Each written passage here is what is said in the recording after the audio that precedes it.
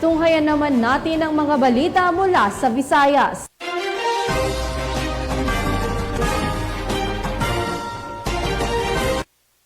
Sa rehas ang isang lalaking may kasong panggagahasa ng mga tauhan ng Cebu City PNP sa barangay Talamban, Cebu City.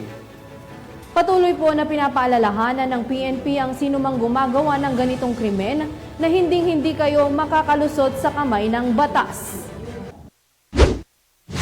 Sa kulungan ang bagsak ng isang babaeng may kasong RA 7610 matapos maaresto ng Negros Oriental PNP sa Barangay Poblasyon, San Jose, Negros Oriental. Kinilala ni Police Captain Jose Edrohil C. Simafranca, Chief of Police ng San Jose Municipal Police Station, Negros Oriental Police Provincial Office. Ang suspect na si Christine, 29 anyos, at residente ng Barangay Magata, Sibulan, Negros Oriental.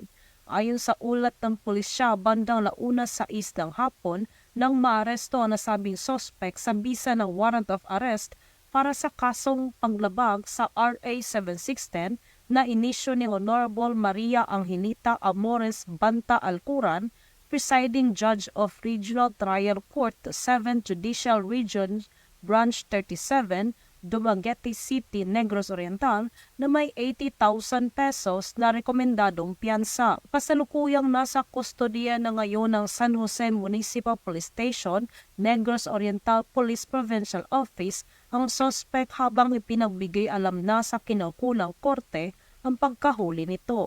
Ang ating mga kapulisan sa Negros Oriental ay patuloy sa pagpapaigting ng kanilang kampanya kontra lahat ng uri ng kriminalidad upang matiyak ang kaayusan at kapayapaan dahil sa bagong Pilipinas, gusto ng pulis, ligtas ka. Mula dito sa Central Visayas, ako yung Police News Network Correspondent, Patrolwoman Nikia Caniedo, alagad ng batas, tagataguyod ng balitang pulis.